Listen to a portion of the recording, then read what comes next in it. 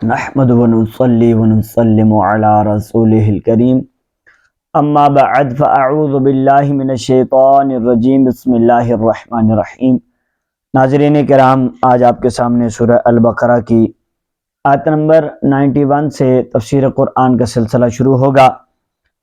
قرآن مجید میں ہے وَإِذَا قِيلَ لَهُمْ آمِنُوا بِمَا أَنزَلَ اللَّهُ قَالُوا نُؤْمِنُ بِمَا أُنزِلَ عَلَيْنَا وَيَكْفُرُونَ بِمَا وَرَاءَهُ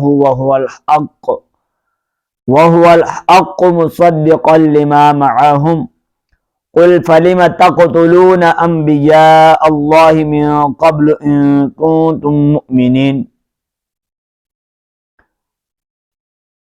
اور جب ان سے کہا جائے کہ اس پر ایمان لاؤ جو اللہ نے نازل فرمایا ہے، تو کہتے ہیں ہم اسی پر ایمان لاتے ہیں جو ہمارے اوپر نازل کیا گیا، اور وہ تورات کے علاوہ دیگر کا انکار کرتے ہیں، حالانکہ وہ یعنی قرآن بھی حق ہے، ان کے پاس موجود کتاب کی تصدیق کرنے والا ہے۔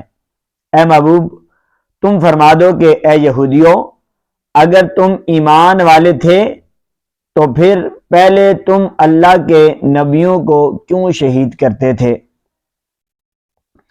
اس آیت میں یہودیوں کا ایک اور قبیح فعل بیان کیا جا رہا ہے کہ جب ان سے کہا جائے کہ اللہ کی نازل کی ہوئی تمام کتابوں پر ایمان لاؤ، تو اس کے جواب میں وہ کہتے ہیں ہم تو صرف تورات پر ایمان لائیں گے جو کہ ہم پر نازل ہوئی ہے۔ اس سے ان کا مقصد دیگر آسمانی کتابوں اور قرآن مجید کا انکار کرنا تھا۔ چنانچہ اللہ پاک نے ان کا رد کرتے ہوئے فرمایا کہ قرآن بھی حق ہے، اور یہ ان یہودیوں کے پاس موجود تورات کی تصدیق کرنے والا ہے، اور جب تورات میں حضور علیہ السلام کی نبوت کے بارے میں خبریں موجود ہیں اور تم تورات پر ایمان لانے کے دعوے دار ہو، تو پھر حضور صلی اللہ علیہ وسلم کی نبوت اور ان پر نازل کی گئی کتاب قرآن مجید کا انکار کیوں کرتے ہو؟ اور اے حبیب صلی اللہ علیہ وسلم، آپ ان یہودیوں سے فرمائیں کہ اگر تم تورات پر ایمان لانے کے اتنے ہی بڑے دعوے دار ہو تو یہ بتاؤ کہ پہلے تم انبیاء کرام کو کیوں شہید کرتے تھے، حالانکہ تورات میں تو انبیاء کرام کو شہید کرنے سے منع کیا گیا تھا۔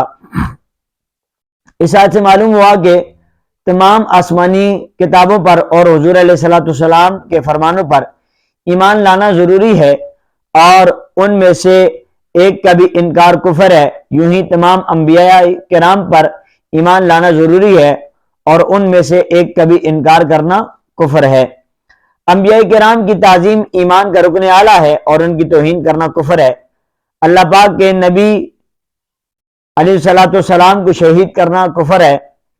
کفر سے راضی ہونا بھی کفر ہے، کیونکہ حضور علیہ السلام کے زمانے کے بنی اسرائیل نے انبیاء کرام کو شہید نہ کیا تھا، مگر چونکہ وہ قاتلوں کی اس حرکت سے راضی تھے اور ان کو اپنا بڑا مانتے تھے اور انہیں عظمت سے یاد کرتے تھے، اس لیے انہیں بھی قاتلوں میں شامل کیا گیا۔ آج کل بھی اگر کوئی بذات خود تو گستاخی نہ بھی کرے لیکن گستاخوں کو اچھا سمجھے، انہیں اپنا بڑا مانے، تو وہ انہی میں شامل ہے اور وہ بھی گستاخ ہی ہے۔ حضرت عرس رضی اللہ عنہ سے روایت ہے کہ حضور علیہ السلام نے ارشاد فرمایا جب زمین میں گناہ کیا جائے تو جو وہاں موجود ہے مگر اسے برا جانتا ہے، وہ اس کی مثل ہے جو وہاں نہیں ہے، اور جو وہاں نہیں ہے مگر اس پر راضی ہے، وہ اس کی مثل ہے جو وہاں حاضر ہے۔ وَلَقَدْ جَاءَكُم مُوسَىٰ بِالْبَيِّنَاتِ ثُمَّ اتَّخَذْتُمُ الْعِجْلَ مِن بَعْدِهِ وَأَنتُمْ ظَالِمُونَ۔ اور بے شک تمہارے پاس موسیٰ علیہ السلام روشن نشانیاں لے کر تشریف لائے، پھر تم نے اس کے بعد بچڑے کو معبود بنا لیا اور تم ظالم تھے۔ اس آیت کا خلاصہ یہ ہے کہ حضرت موسیٰ علیہ السلام بنی اسرائیل کے پاس روشن معجزات لے کر تشریف لائے، اور جب حضرت موسیٰ علیہ السلام کوہ طور پر تشریف لے گئے تو آپ کے بعد بنی اسرائیل نے سامری جادوگر کے بہکانے سے گائے کو معبود بنا لیا اور گائے کی پوجا کر کے انہوں نے کفر کیا۔ جب حضرت موسیٰ علیہ السلام کی روشن نشانیاں دیکھ کر بنی اسرائیل بچڑے کی پوجا میں مبتلا ہو گئے تو ان یہودیوں کا حضور علیہ السلام کے ساتھ کفر کرنا ان کے لیے کون سی بڑی بات ہے۔ اس بات سے معلوم ہوا کہ گائے کی عبادت قدیم عرصے سے چلتی آ رہی ہے۔ مسلمانوں کو گائے ذبح کرنے کا حکم ہے، اس کی تعظیم کی اجازت نہیں کہ اس میں کافروں سے مشابہت ہے اور کافروں سے مشابہت ممنوع ہے۔ نیز یاد رہے کہ اس سے پہلے آیت نمبر 51 میں اس واقعے کا اجمالی ذکر گزر چکا اور یہاں دوبارہ اجمالی طور پر اس لیے ذکر کیا گیا تاکہ یہودیوں پر قائم کی گئی حجت مؤکد ہو جائے۔ سورہ طٰہٰ کی آیت نمبر 85 تا 88 کے اندر یہ واقعہ تفصیل کے ساتھ موجود ہے کہ بنی اسرائیل والوں نے جو ہے اس بچڑے کی پوجا کی اور یہ سارا معاملہ انہوں نے کیا۔ وَإِذْ أَخَذْنَا مِيثَاقَكُمْ وَرَفَعْنَا فَوْقَكُمُ الطُّورَ خُذُوا مَا آتَيْنَاكُمْ بِقُوَّةٍ وَاسْمَعُوا قَالُوا سَمِعْنَا وَعَصَيْنَا وَأُشْرِبُوا فِي قُلُوبِهِمُ الْعِجْلَ بِكُفْرِهِمْ قُلْ بِئْسَ مَا يَأْمُرُكُمْ بِهِ إِيمَانُكُمْ إِن كُنتُم مُّؤْمِنِينَ۔ اور یاد کرو جب ہم نے تم سے عہد لیا اور کوہ طور کو تمہارے سروں پر بلند کر دیا اور فرمایا مضبوطی سے تھام لو اس کو جو ہم نے تمہیں عطا کی ہے اور سنو۔ انہوں نے کہا ہم نے سنا اور نہ مانا، اور ان کے کفر کی وجہ سے ان کے دلوں میں تو بچڑا رچا ہوا تھا۔ اے محبوب تم فرما دو اگر تم ایمان والے ہو تو تمہارا ایمان تمہیں کتنا برا حکم دیتا ہے۔ یعنی اے یہودیوں وہ وقت یاد کرو جب اللہ پاک نے بنی اسرائیل سے تورات پر عمل کرنے کا عہد لیا لیکن انہوں نے حسب عادت نافرمانی کی تو اللہ پاک نے ان پر کوہ طور کو ہوا میں بلند کر دیا اور ان سے فرمایا کہ چلو اب مضبوطی سے اس تورات کو تھام لو جو ہم نے تمہیں عطا کی ہے اور ہمارے احکام دیان سے سنو۔ بنی اسرائیل نے ڈر کے مارے دوبارہ اطاعت کا اقرار تو کر لیا لیکن ان کے دل کی حالت پہلے جیسی ہی رہی اور شریعت کا حکم چونکہ ظاہر پر ہوتا ہے دل پر نہیں، اس لیے بنی اسرائیل کے زبانی اقرار پر ان سے کوہ طور کو ہٹا لیا گیا۔ اگرچہ ان کے دل میں وہی انکار تھا اور در حقیقت ان کے کفر کی وجہ سے ان کے دلوں میں تو بچڑے کی محبت گھسی ہوئی تھی۔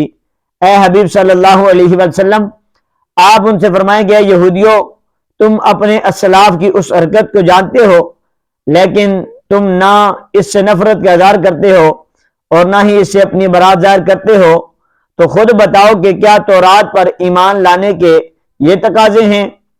اگر اس کے یہی تقاضے ہیں تو تمہارا ایمان تمہیں کتنا برا حکم دیتا ہے۔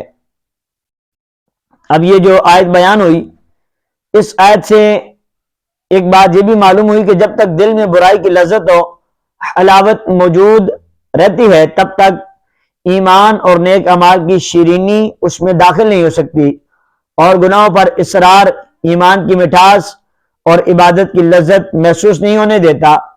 یاد رہے کہ نیکیوں اور نیکوں سے محبت ایمان کی علامت ہے جبکہ بروں اور برائیوں سے محبت ایمان کی کمزوری کی علامت ہے۔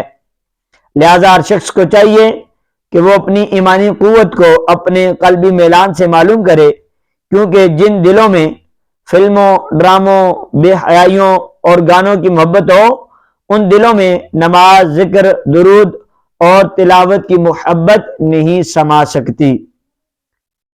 ناظرین کرام آپ نے سماعت کیا اور جو خاص بات آخر میں معلوم ہوئی کہ ایمان کی علامت کیا ہے کہ نیکوں اور نیکیوں سے محبت یہ ایمان کی علامت ہے۔ اور ایمان کی کمزوری کیا ہے؟ ایمان کی کمزوری یہ ہے کہ بروں اور برائیوں سے محبت کرنا یہ ایمان کی کمزوری ہے۔ اللہ پاک ہمارے ایمان کو سلامت رکھے، مضبوط رکھے اور اسی ایمان پر اللہ کریم ہمارا خاتمہ بھی فرمائے۔ اللہ کریم ہمیں بروں اور برائیوں سے بچنے کی توفیق عطا فرمائے، نیکوں اور نیکیوں سے محبت کرنے کی توفیق عطا فرمائے۔ آمین بجاہ النبی الامین صلی اللہ علیہ وآلہ وسلم۔